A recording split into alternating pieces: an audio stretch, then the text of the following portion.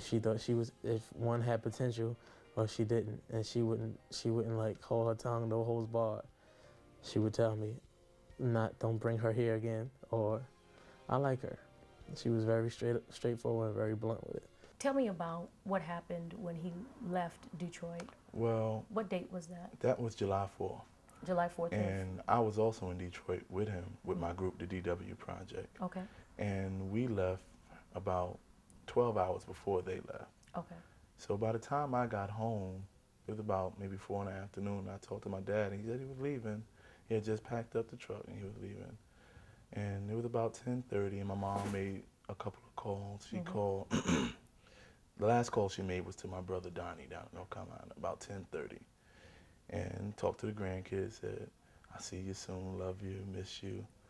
And the accident happened about 10:45. Wow. And exactly what happened, a drunk driver came up the wrong way on Interstate 80 with his lights off and hit my father head on. My father was doing 70 miles per hour, Yeah. and the drunk driver was doing 70 miles per hour. Wow. And the drunk driver, his name was His name was John Ricks? John Pick Jr. John Pick Jr. Yeah, and he was John about Pick 44 Jr. years old. 44 years old. Drunk driver. It's a two-lane highway. Two-lane highway. And so they're both facing each other, and all of a sudden, John does not have his lights on, No so lights. you cannot see. Can't see him. And it's dark. And it's dark, it's foggy. There's no Anybody light. that ever been on Interstate 80, it's only a two-lane highway. Wow. No grass, very grassy and foggy and hills and stuff. Right. So you never know what's coming around that next corner. Right. Right. You know, and I just spoke to them also like 10:25, I believe. And the accident happened like 10:30, 10:33. So can you imagine? It's like next thing I know, I'm at work and I'm getting a call. There's been an accident. I'm like, nah. Like, you know, you got the wrong person. yeah, you think, oh, fender bender, something like that. You know, okay, cool. And you know, can you come, this, that, and the other? And nobody was really giving me any information. Also, like you were getting twisted information. Right. And so you know, you take the drive up there, and the last thing you would think is something like that. What happened, knowing that you just spoke to your father, Sure. you just spoke to your son, Right. you just spoke to your mother.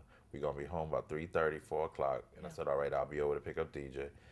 And it's just unbelievable. Excuse me.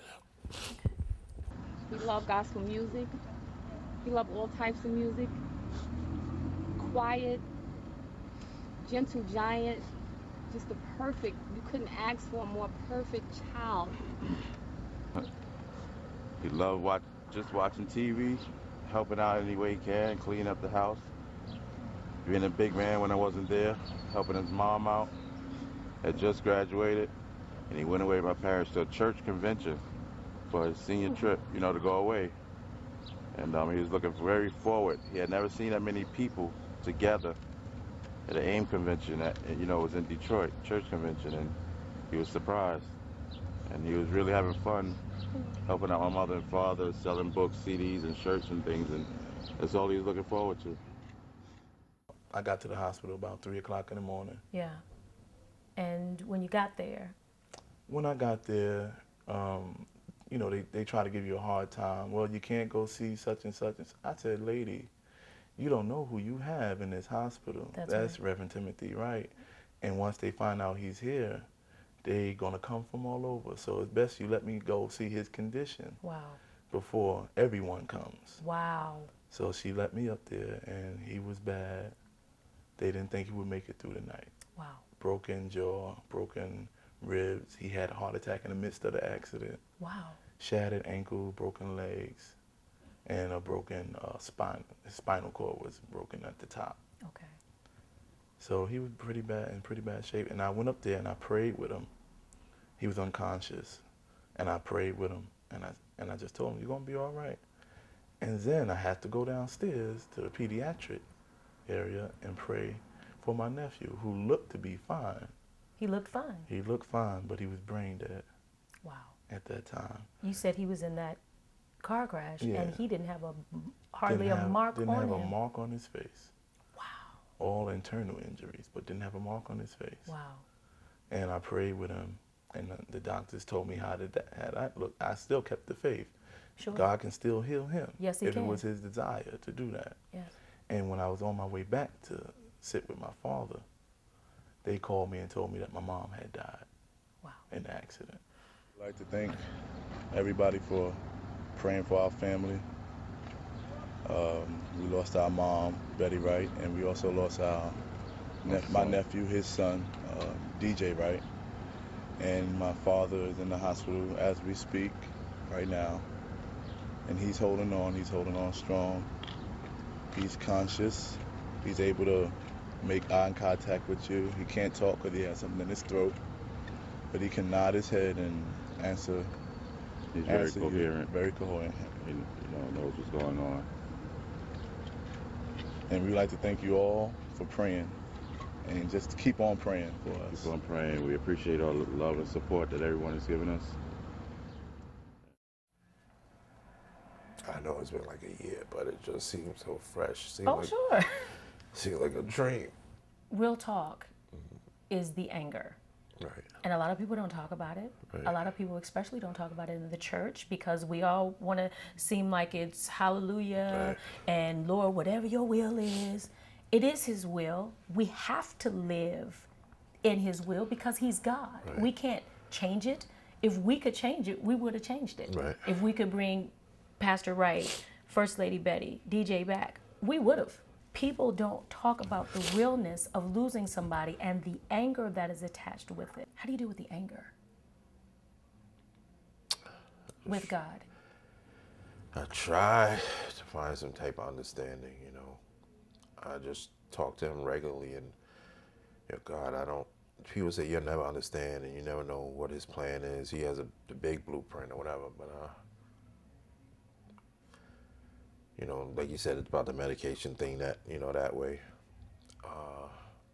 Just praying and basically I stay isolated. I try not to be around a lot of people because I could take so much of the touching and everything's gonna be all right and it's. Ugh. So yeah, it's rough. Being the oldest of the 5 brothers, everybody says, "Oh, you got to be strong for your brothers, man. You got them looking at you and this, that, and the third." It's ridiculous. So they say, "Okay, now and then you got to be strong for your other 2 kids and for your family." I'm like, okay, so when does Danny get a chance to break? I really never broke and screamed and cried and got everything out. And I guess that's why when I began to talk about it a little bit, I get down, I feel the sorrow and tears flow, this, that, and the other. What was helping me, and I have to be honest here, this Bible is helping me a whole lot. Wow. I'm staying in his word because... And that's not cliche. That's not cliche. Because I stay there because it's keeping me grounded. If I didn't have Jesus in my life, I would have lost my mind.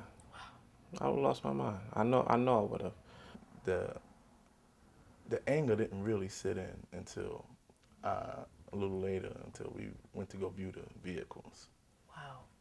The anger that you felt for John Pick driving, drunk. Right. When I heard about it, I was angered, and now that I've talked to you and I've talked to your family and such a great group of guys, and I got to tell you, I am very upset. Yeah. There's no other way to put it. Right. Driving drunk without your lights on, it's just, how did you get past the anger? Well, when I got past the anger by just knowing that even if God didn't intend for that to happen, I'm sure he didn't intend, God doesn't do things to harm us. Right. If he didn't intend for that to happen, my mom and my dad would have survived, and my nephew, they would have survived the accident. Right. But I just had to realize that this has to be the will of God, because anything that God allows, there's purpose in it. Yes. So he allowed that to happen. Yeah. And I started questioning God, why her? I can count 25 people you can take. Off the top of my head. Right. Yeah. I'll write their first, middle, and last name. Right. Go get them. I'll go get their Social Security numbers. Yeah. God, yeah. But he chose to take my mom, and one thing that satisfies my soul, she was ready. How important is it for people to know? We always say it in church. It's always the cliches. If you go out this door tonight and you don't know God, if something happened to you, Exactly. sure up your salvation. Exactly. How important is it for people to have their salvation sure? It's so important. I would give anything